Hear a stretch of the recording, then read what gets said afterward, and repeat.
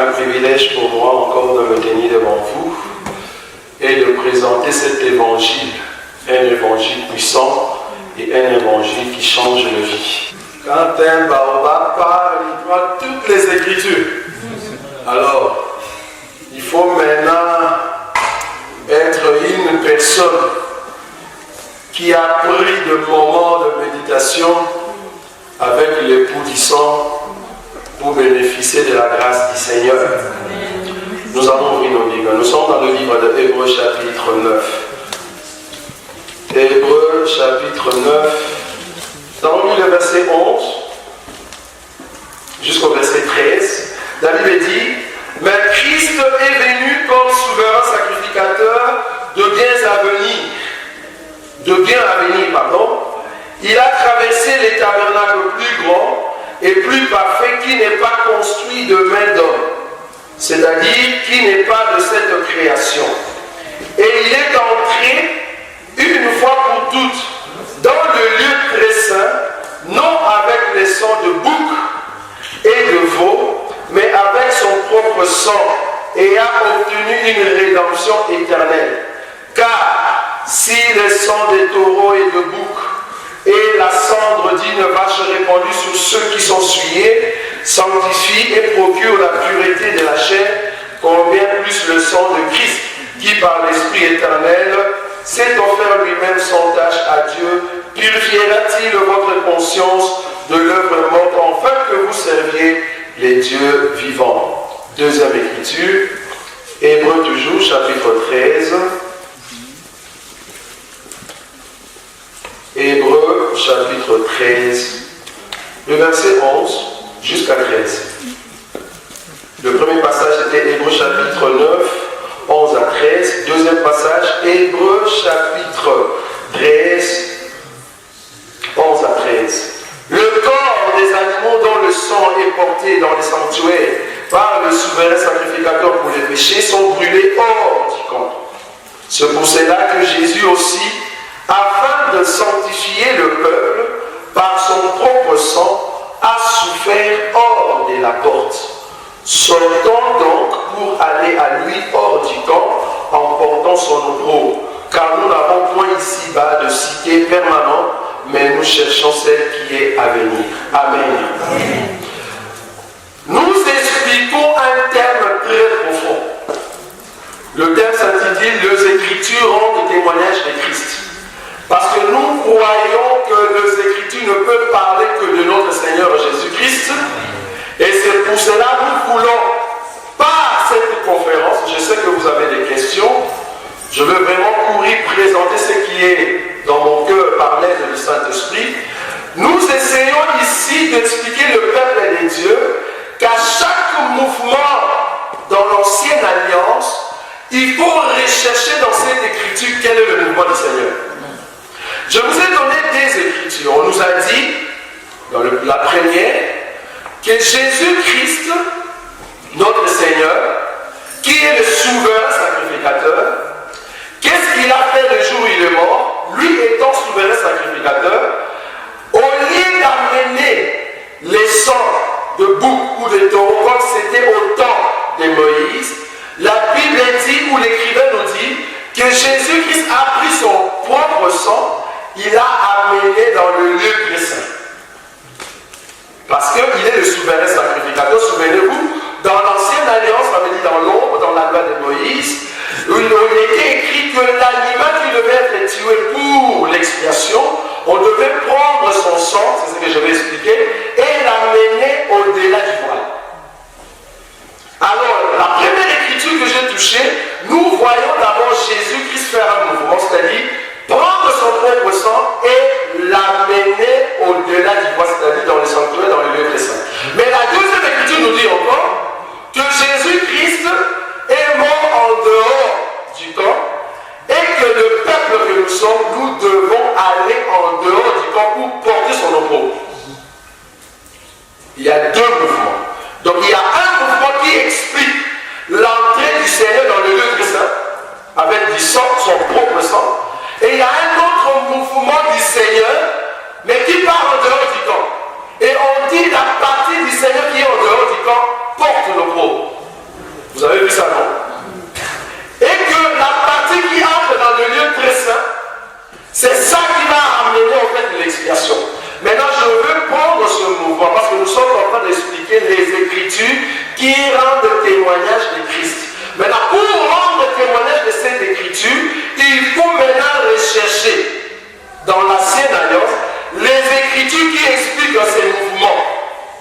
Le mouvement du Seigneur qui va prendre le sang et l'amener dans le lieu très saint, c'est-à-dire entrer dans un tabernacle qui n'est pas fait de maison, c'est-à-dire dans le ciel. Il a amené son propre sang dans le ciel auprès du Père. Mais il y a encore un autre mouvement, c'est-à-dire il est en dehors du corps mais portant le pauvre. Et Paul nous dit, ou la personne qui a écrit Hébreu, nous devons aller maintenant là où se trouve la partie de Jésus qui porte le pauvre. Est-ce que vous comprenez les deux mouvements? Maintenant, parce que nous expliquons les Écritures en le témoignage de Christ, je veux maintenant entrer dans la loi. Je commence la première Écriture, Lévitique chapitre 16. En fait, le thème que je veux toucher, je veux vous parler Jésus-Christ étant le bouc d'Azazel. Jésus est le bouc d'Azazel. Ça se trouve dans la Bible. Peut-être là, vous m'avez dit, mais c'est quoi ça encore? Qu'est-ce qu'il veut nous dire? C'est pas ça, se trouve dans la Bible. Il faut lire la Bible. Jésus est le bouc d'Azazel. Nous sommes ici, Lévitique chapitre 16. Les Écritures rendent témoignage de Christ. Les Écritures rendent témoignage de Christ. Lévitique chapitre 16, je vais sauter de verset. Alors, je prends le verset 2. L'Éternel dit à Moïse, parle à ton frère Aaron, afin qu'il n'entre pas en tout temps dans le sanctuaire, au-dedans du voile, devant le propitiatoire qui est sur l'arche, de peur qu'il ne meure, car j'apparaîtrai dans la nuée sur les propitiatoires. Voici de quelle manière Aaron entrera dans le sanctuaire. Il prendra un jeune taureau pour le sacrifice de l'expiation et un bélier pour l'holocauste. Il se revêtira de la tunique sacrée de lin et portera sur son corps des caleçons de lin. Il se ceindra d'une ceinture de lin et il se couvrira la tête d'une tiare de lin. C'est le vêtement sacré dont il se revêtira après avoir lavé son corps dans l'eau. Ce n'est pas mon enseignement, je commence à partir du verset 5. Il recevra de l'ensemble des enfants d'Israël 2 boucs. Je vais construire ces mots, 2 boucs. Pour les sacrifices d'expiation et un bélier pour l'holocauste. Aaron offrira son taureau expiatoire et il fera l'expiation pour lui et pour sa maison. Il prendra les 2 boucs et il le placera devant l'Éternel à l'entrée de la tente d'assignation. Aaron jettera les sorts sur les 2 boucs. Un sort pour l'Éternel et un sort pour Azazel. Vous avez vu ça? Aaron fera approcher le bouc sur lequel est tombé le sort pour l'Éternel et il offrira un sacrifice d'expiation. Et le bouc sur lequel est tombé le sort pour Azazel sera placé vivant devant l'Éternel afin qu'il serve à faire l'expiation et qu'il soit lâché dans les déserts pour Azazel. Vous avez vu ça? Verset 20. Je saute. Le verset 20. Lorsqu'il aura achevé de faire l'expiation, c'est-à-dire lorsqu'il va tuer le premier bouc et que son sang est amené au-delà du voile, il va maintenant prendre le deuxième bouc. Lorsqu'il aura achevé de faire l'expiation pour le sanctuaire, pour la tente d'assignation et pour l'autel, il fera approcher le bouc vivant. Aaron posera ses 2 mains sur la tête du bouc vivant et il confessera sur lui toutes les iniquités des enfants d'Israël et toutes les transgressions par lesquelles ils ont péché.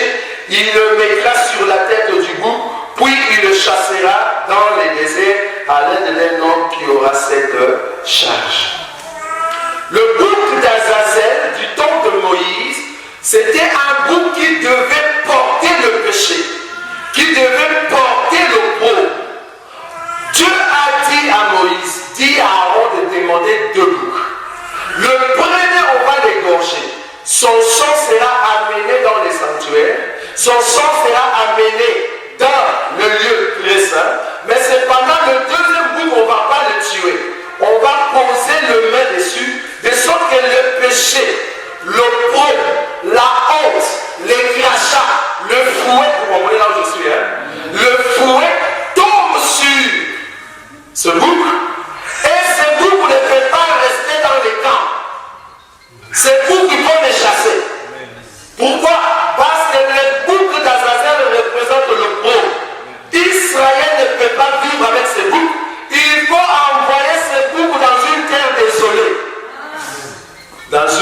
n'a pas d'émaux en Égypte. Il faut l'envoyer là-bas et une personne va l'accompagner. Je vous épargne de cette personne. Ce bouc, en partant dans une terre désolée, il amène avec lui l'opprobre du peuple, les injures, le blasphème. Pourquoi? Parce qu'en réalité, ce bouc a reçu de coups et des injures. La Bible dit Aaron va le chasser. Le mot c'est chasser. Quand nous parlons d'Aaron, nous voyons les sacerdoces mosaïques. Les sacerdoces mosaïques qui va prendre ce bouc, je commence à enseigner, qui va prendre ce bouc, non pas la première année, non pas la deuxième année. Pourquoi? Parce qu'il devait prêcher pendant 3 ans. Et qu'après la 3e année, ils avaient maintenant le pouvoir de prendre ce bouc et de les tuer en dehors du camp. C'est ce qu'on a lu dans l'Hébreu. On va les tuer en dehors du camp pour que ceux qui sont en dehors du camp profitent de ce bouc-là. Mais la maison, ils ont insulté ce bouc, ils ont jeté du crachat, ils ont jeté le pauvre sur ce bouc. C'est pourquoi ce bouc ne peut pas rester à la maison. Maintenant, qui bénéficie de la grâce de ces boucs? On va les voir, on arrive. Je prends une autre écriture. Je suis dans le livre de Genèse. J'explique ici le bouc d'Azazel. Genèse chapitre 37. Je suis le verset 26. Ici, c'est l'histoire de Joseph. La Bible dit, alors Judas dit à ses frères, que gagnerons-nous à tuer notre frère et à cacher son sang? Les soucis de Judas, c'était quoi? De ne pas cacher le sang. Si on cache le sang, le père ne va pas voir ce sang. Or, le sang va servir de témoignage dans les lettres saintes. Est-ce que vous voyez ça déjà? Si Judas avait caché le sang, le père n'avait pas prononcé ce que je vais vous dire à la fin. Alors, fallait que le sang soit conservé et amené auprès du père. Mais regardez ce que dit l'Écriture. 26. Alors Judas dit à ses frères, qui gagnerons-nous à tuer notre frère et à cacher son sang? Venez, vendons-le aux Ismaélites et ne mettons pas la main sur lui, car il est notre frère, notre chair. Et ses frères l'écoutèrent. 28. Au passage des marchands madianites, ils tirèrent et firent remonter Joseph hors de la citerne. Et il le vendit pour 20 cycles. Je vous épargne le chiffre 22. 20 cycles d'argent aux Ismaélites qui l'amenaient en Égypte. 29. Rouben revint à la citerne, et voici Joseph n'était plus dans la citerne. Il déchira ses vêtements, retourna vers ses frères et dit, l'enfant n'y est plus. Et moi, où irai-je? Ils prirent alors la tunique de Joseph et ayant tué quoi? Un bouc. Ayant tué un bouc, ils plongèrent la tunique dans les sangs. Ils envoyèrent à leur père la tunique de plusieurs couleurs en lui faisant dire, voici ce que nous avons trouvé, reconnais si c'est la tunique de ton fils ou non. Donc, il y a 2 éléments pour Joseph aussi. La Bible dit, quand Joseph est venu, il a quitté son papa Jacob. Il est venu trouver sa famille. Ici, c'est le mouvement, nous le prêchons toujours, du Seigneur qui quitte le ciel. Au lieu de venir nous visiter, parce que nous, on avait besoin de lui. Mais il est passé d'abord chez le frère, auprès de ses frères. Il est venu chez les siens, mais les siens ne l'ont pas reçu. Il doit d'abord passer par là, et eux, ils vont les tuer. Quand ils les tuent, ce n'est qu'alors ils vont les vendre auprès de nous. C'est-à-dire quoi? Joseph, maintenant qui part en Égypte, c'est la partie du Seigneur qui est hors du temps. Mais c'est pendant le sang du bouc qu'on va mettre sur la Bible, c'est ça qui servira de témoignage dans les lettres saintes. Donc Joseph était un bouc comme le Seigneur Jésus. Quand le Père a vu le sang, il a compris que mon fils est mort. C'était le bouc qui était tué. Or, le bouc d'Azazel est en Égypte. Vous comprenez? Le bouc d'Azazel est en Égypte. Je prends 3e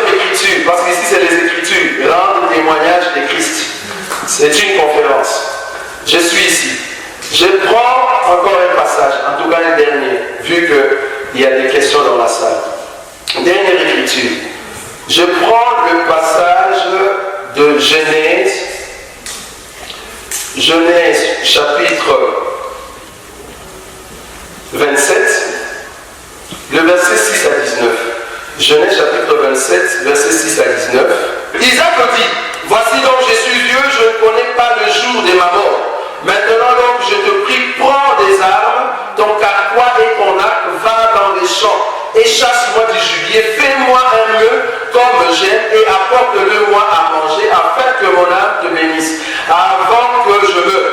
Rebecca écoutait ce qu'Isaac disait à Ésaü, son fils, et Ésaü s'en alla dans les champs pour chasser du gibier et pour le rapporter. Puis Rebecca dit à Jacob, son fils, voici j'ai entendu ton père qui parlait ainsi à Ésaü ton frère, apporte-moi du gibier et fais-moi un nœud que je mange et je te bénirai devant l'Éternel avant ma mort. Oui, maintenant mon fils, écoute ma voix à l'égard de ce que je te commande. Va me prendre au troupeau 2 bons chevaux, j'en ferai pour ton père un nœud comme il aime.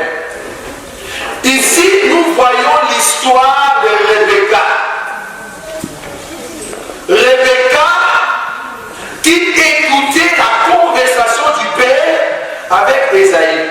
La conversation c'était quoi? C'était Ésaü va chasser, amène-moi des gibiers et je vais manger, je vais te bénir. La Bible dit que quand Ésaü est parti, il est parti dans les champs. Je t'explique déjà que les champs c'est une femme. Il est parti dans les champs, c'est-à-dire il est sorti de la maison, c'est-à-dire il a quitté la présence du Père, c'est-à-dire il a quitté le lieu très saint. Alors Rebecca qui voit ce mouvement, qu'est-ce qu'elle a fait? Il a dit à son fils maintenant Jacob, va prendre 2 chevaux. Je vous rappelle que chèvres, chevaux, boucs, ce sont des animaux expiatoires. Amen. C'est-à-dire c'est la même chose. Maintenant quand Rebecca va prendre les 2, qu'est-ce qu'elle fait? Elle va faire un nœud, c'est-à-dire la nourriture, selon le goût du père. Mais elle prend aussi les habits du premier-né. Il va mettre sur Jacob. Et qu'est-ce que Jacob va dire? C'est bien les habits. Mais Jacob va dire ceci.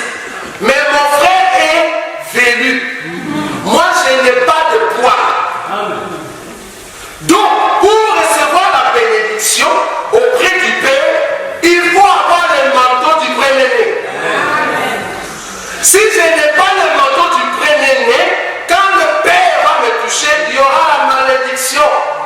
Donc, il me faut le poil. C'est alors que Rebecca va prendre la peau. Il va mettre sur Jacob. Et la Bible dit, quand Jacob est venu, il a dit, Père, prépare-toi de manger, c'est moi ton fils aîné. Ésaü. Il n'a pas dit c'est moi ton fils Jacob. Non. Il a dit c'est moi ton fils Ésaü. Je vous rappelle que j'explique le bouc d'Azazel. En fait, c'est Jacob qui se présente devant le Père avec la nourriture. Alors qu'on vient de tuer un animal, c'est en fait le bouc qui a été destiné à l'Éternel dans le lieu très saint. Et Ésaü qui est parti dans les champs, c'est le pauvre parce que quand il revenait, on doit le maudire, frère. Voilà. On va les maudire. Donc Ésaü qui était parti dans les champs, en fait il était parti chercher un rocher pour les lui. Voilà. Est-ce que vous avez vu ça? Donc Ésaü est parti dans un champ avec toute la malédiction sans le savoir. Mais voilà maintenant dans les champs c'était pour chercher les animaux. Vous voyez? Donc là, Ésaü qui part dans les champs, c'est ça le bouc d'Azazel qui vient nous visiter. Aujourd'hui, nous sommes au temps de bouc d'Azazel. J'explique encore une autre écriture rapidement. La Bible dit ceci. Israël, quand tu vas percevoir la dîme, un enseignement que beaucoup n'aiment pas. Quand tu vas percevoir la dîme, la première année, la dîme sera mangée à la maison, frère. Sera mangée en Jérusalem.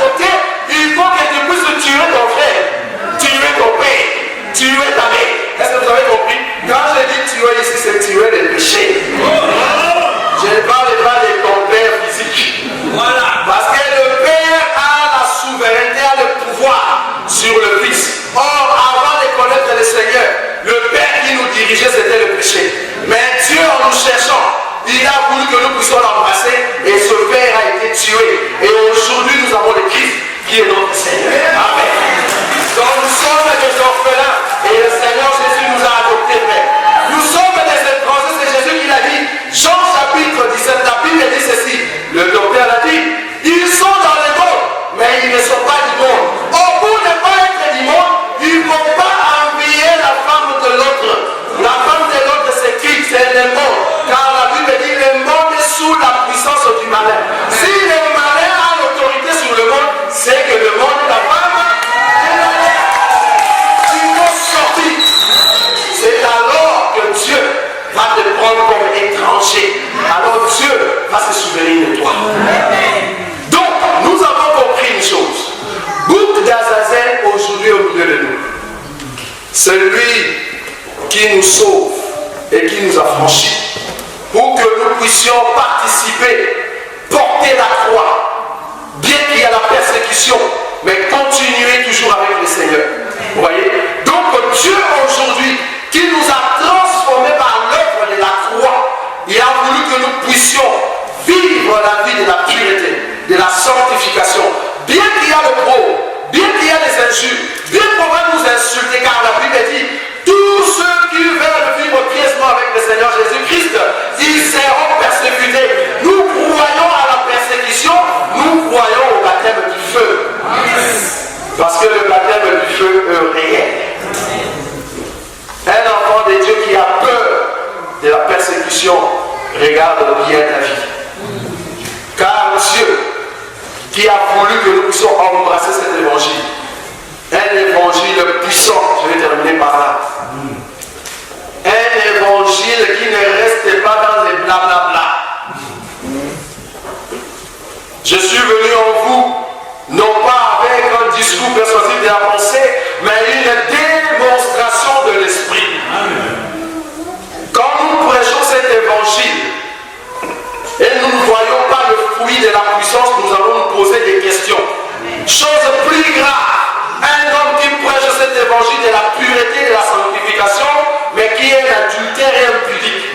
C'est très grave ça. Cet évangile purifie et sanctifie. Nous allons toujours marteler là-dessus. Il y a d'autres qui nous ont dit non, mais l'enseignement de sanctification c'est le lait. Et qui refuse le lait? Nous aimons tellement le lait frais. Parce que ceux qui boivent le lait ne peuvent seulement être des sauterelles, ne peut seulement être des amants, ne peut seulement être que le peuple de Dieu. Amen. Parce que nous mangeons ces choses pour fortifier notre foi. Nous allons